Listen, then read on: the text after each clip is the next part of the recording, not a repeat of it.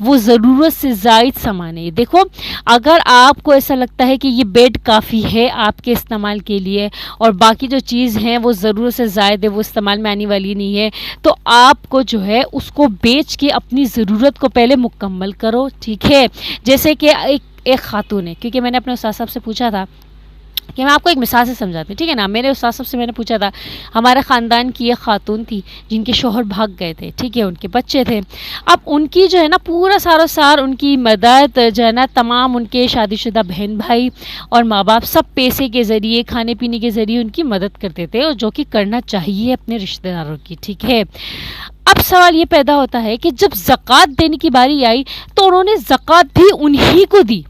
ٹھیک ہے، تو میں نے اپنے استاد صاحب سے پوچھا کہ استاد صاحب کہ آیا ان کے اوپر زکوٰۃ واجب ہے یا نہیں ہے؟ تو میرے استاد صاحب نے کہا کہ اگر ان کے گھر میں ضرورت سے زیادہ سامان